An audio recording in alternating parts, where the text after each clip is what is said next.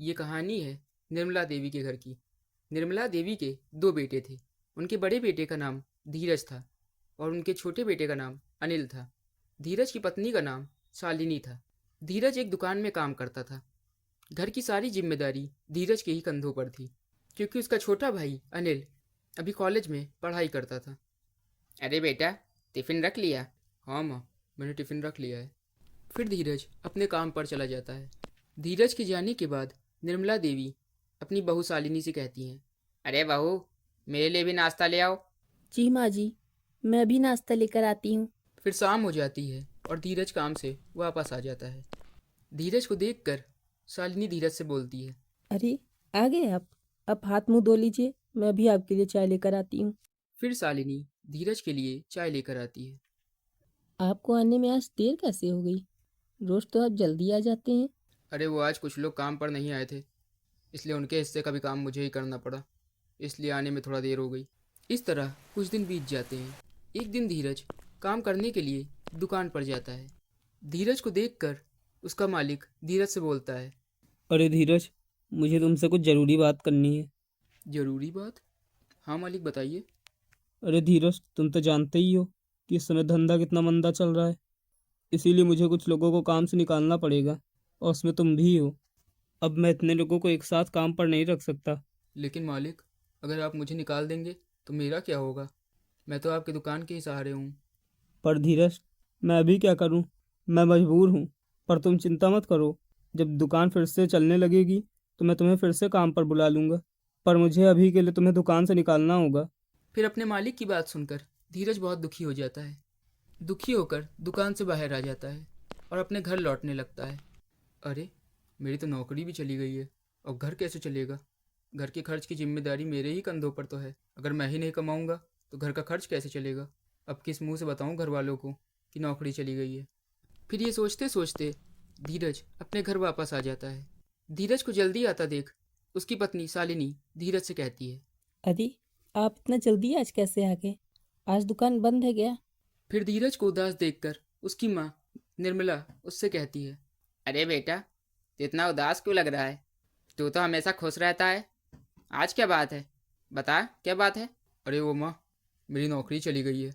दुकान घाटे में चल रही है, इसलिए सेठ जी ने मुझे नौकरी से निकाल दिया है। उन्होंने कहा कि अब वो ज़्यादा लोगों को काम पर नहीं रख सकते हैं। अरे ऐसे कैसे निकाल दिया? तू तो इतने दिनों से काम करता है, तेरे मालिक ने ठीक नहीं किया ये। अरे माँ, इसमें मालिक की कोई गलती नहीं है, वो भी मजबूर थे। उन्होंने कहा है आगे दुकान चलने लगेगी तो मुझे फिर काम पर रख लेंगे, लेकिन तब तक के लिए मुझे कोई नया काम ढूंढना पड़ेगा। हाँ बेटा, तू चिंता मत कर। एक नौकरी गई है तो तुझे दूसरी नौकरी ज़रूर मिल जाएगी। तू है ही इतना ईमानदार। फिर दूसरे दिन धीरज नई नौकरी ढूंढने के लिए बाहर जाता है। नौकरी ढूंढते ढूंढते वो एक दुकान पर जाता है। अरे सेठ जी, मैं नौकरी के लिए आया हूँ, क्या आपके यहाँ नौकरी मुझे मिल जाएगी? नहीं नहीं भाई, अभी हमारे यहाँ कोई जगह खाली नहीं है। नौकरी ढूंढने के लिए धीरज कई दुकानों पर जाता है, लेकिन उसे कहीं भी नौकरी नहीं मिलती है। इस तरह ढूंढते ढूंढते पूरा दिन बीत जाता है और रात हो जाती है और धीरज अपने घर लौटने लगता है। अरे, इतनी जगह पर देखा, लेकिन कहीं पर भी मुझे नौकरी नहीं मिली। और ये सोचते सोचते धीरज अपने घर वापस लौट आता है। अरे बेटा, तुझे नौकरी मिली? नहीं माँ, मैंने बहुत जगहों पर देखा, लेकिन मुझे कहीं भी नौकरी नहीं मिली। अरे बेटा, तू जा हाथ मुंह धो ले और खाना खा ले। तो चिंता मत कर, कल तो फिर नौकरी ढूंढने के लिए जाना, कहीं ना कहीं तो तुझे नौकरी मिल ही जाएगी। फिर इस तरह कुछ दिन बीत जाते हैं और धीरज को कोई भी नौकरी नहीं मिलती है। फिर एक दिन धीरज अपनी माँ से कहता है, अरे माँ, मुझे कोई नई नौकरी मिल ही नहीं रही है। इस तरह नौकरी नहीं मिलेगी तो हमारे घर का खर्च कैसे चलेगा? मेरे पास जितने पैसे बचे हुए थे उन पैसों से मैंने अनिल की फ़ीस भर दी। पिछले महीने भी मैंने उसकी फ़ीस नहीं भरी थी। मेरे तो कुछ समझ ही नहीं आ रहा है कि अब मैं क्या करूँ। हाँ बेटा, तू ठीक कह रहा है। घर का खर्च तो तू ही चलाता है, तू ही नहीं कमाएगा तो घर का खर्च कैसे चलेगा? अनिल भी अभी पढ़ाई कर रहा है, वो भी कोई नया काम नहीं कर सकता। लेकिन बेटा, भगवान पर भरोसा रखो, कोई ना कोई रास्ता ज़रूर दिखाएंगे। फिर शाम हो जाती है और बाहर शाम को जोरों से बारिश हो रही थी। फिर तभी अनिल धीरज से कहता है, अरे भैया, बाहर देखा कितना जोर बारिश हो रही है। इस बारिश में तो कुछ चटपटा खाने का मन हो रहा है। क्यों ना आप मोमोज बनाओ?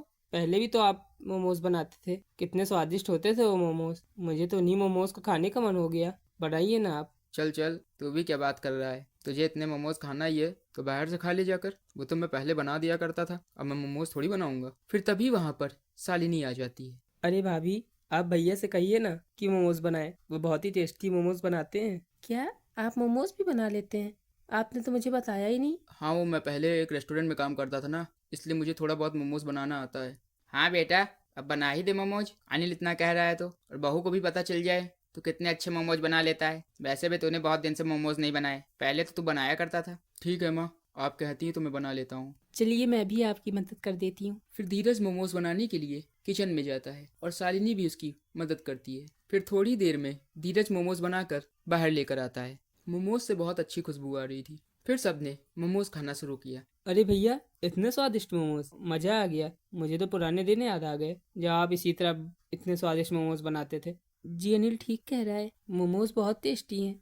मैंने तो आज तक इतने स्वादिष्ट मोमोज नहीं खाए। फिर मोमोज खाने के बाद शालिनी के दिमाग में एक आइडिया आता है। सुनिए, हाँ बोलो शालिनी, क्या बात है? वो मैं सोच रही थी कि जब आपके हाथ में इतना हुनर है तो किसी और नौकरी को क्यों ढूंढ रहे हैं? मतलब तुम कहना क्या चाहती हो? मेरे तो कुछ समझ में नहीं आ रहा। अरे आप अपना मोमोज का ठेला क्यों नहीं लगाते? जब आप इतने अच्छे मोमोज बना लेते हैं तो। फिर शालिनी की बात सुनकर धीरज चुप हो जाता है और सब लोग धीरज की ओर देखने लगते। हाँ भैया, भाभी ने तो बहुत अच्छा सोचा है। मेरे दिमाग में तो ये आइडिया आया ही नहीं। अरे तुम लोग भी क्या बातें कर रहे हो? मैं मोमोज का ठेला कैसे लगा सकता हूँ? मोमोज का ठेला लगाना इतना आसान थोड़ी ना होता है। मोमोज का ठेला लगाने के लिए पैसे कहाँ से आएंगे? फिर धीरज की बात सुनकर उसकी माँ निर्मला देवी उससे कहती है, अरे बेटा, ये लोग बिल्कुल ठीक कह रहे हैं, तुझे मोमोज का ठेला लगाना चाहिए। वैसे भी तुझे कोई नौकरी नहीं मिल रही है और तू पैसों की चिंता मत कर। मैंने कुछ पैसे बचा कर रखे हैं, उन्हीं पैसों से तू मोमोज का ठेला लगाना शुरू कर दे। भगवान चाहेंगे तो तुम्हारा मोमोज का ठेला जरूर चलेगा। और तू इतने स्वादिष्ट मोमोज बना भी लेता है। लेकिन माँ, मोमोज लगाने के लिए ठेला भी तो चाहिए। ठेला कहाँ से आएगा? अरे भैया, मेरे दोस्त के पास एक ठेला पड़ा है पुराना, क्यों ना मैं वही ठेला ले आऊँ और आप उसी पर मोमोज बेचिएगा। मैं आज ही अपने दोस्त से बात कर लेता हूँ। हाँ बेटा, अनिल ठीक कह रहा है। वैसे भी बारिश का मौसम चल रहा है, इस मौसम में तो ये सब चीज़ें बहुत बिकती हैं। तो हम सबकी बात मान ले और ठेला लगाना शुरू कर दे। ठीक है माँ, अब आप लोग इतना कह ही रहे हैं तो मैं मोमोज का ठेला लगाऊंगा। फिर दूसरे दिन अनिल अपने दोस्त के यहाँ से ठेला लेकर आ जाता है। भैया भैया, जल्दी बाहर आइए, मैं आप सबको कुछ दिखाना चाहता हूँ। फिर अनिल की बात सुनकर सब लोग घर के बाहर आ जाते हैं। ये देखिए भैया, मैं ठेला ले आया हूँ। अब इसी ठेले पर हम मोमोज बेचेंगे। वाह अनिल, सच में ये ठेला तो बहुत अच्छा लग रहा है। ये तो एकदम नए जैसा लग रहा है। हाँ भैया, मैंने इसे थोड़ा ठीक भी करा लिया है। फिर वो लोग मोमोज का ठेला लगाना शुरू करते हैं। लेकिन धीरे धीरे 1 घंटा बीत जाता है और उनके ठेले पर एक भी ग्राहक नहीं आता है। ये देखकर धीरज का चेहरा उतर जाता है और वो अनिल से कहता है, अरे अनिल, कहीं हमने गलती तो नहीं कर दी मोमोज का ठेला खोलकर? 1 घंटा हो गया, कोई भी ग्राहक अपने ठेले पर नहीं आया। अरे भैया, थोड़ा इंतजार तो करिए, देखिए अभी ग्राहक जरूर आएंगे। अनिल ये बात बोल ही रहा था कि तभी वहाँ पर एक ग्राहक उनके ठेले पर आता है। भाई कितने के हैं मोमोज? भैया सिर्फ 40 रुपए प्लेट। तो फिर एक प्लेट लगा दो। वाह भाई, क्या मोमोज बनाते हो, कितने स्वादिष्ट मोमोज हैं। मैंने तो पहली बार खाया इतने स्वादिष्ट मोमोज। और चटनी कितनी अच्छी है, खाने में तो मज़ा ही आ गया। थोड़ी कड़वी है लेकिन बहुत मज़ेदार है। थोड़ी और चटनी देना जरा। फिर थोड़ी देर बाद वो ग्राहक अपने 2 दोस्तों को भी लेकर आता है मोमोज खिलाने के लिए। अरे भैया, इन दोनों को भी 2 प्लेट मोमोज देना। मैं इन्हें आपकी दुकान पर इसीलिए लेकर आया हूँ क्योंकि आपके मोमोज इतने अच्छे हैं। मैंने इनसे कहा भी आप ही की दुकान से मोमोज लिया करें। क्या बनाते हो यार मोमोज, मज़ा आ गया खाकर। हाँ भैया, सच में बड़े लाजवाब मोमोज बनाते हो। ये बिरजू भाई तो बिल्कुल ठीक कह रहे थे। अब तो मैं यहीं पर मोमोज खाने आऊँगा, मुझे मोमोज खाना बहुत पसंद है। फिर इसी तरह उनके ठेले पर भीड़ लगना शुरू हो जाती है और एक ही घंटे में उनके 30 प्लेट मोमोज बिक जाते हैं और अनिल पैसे संभालते संभालते थक जाता है। अरे भैया, जल्दी जल्दी मोमोज बनाओ, लोग इंतजार कर रहे हैं, जल्दी।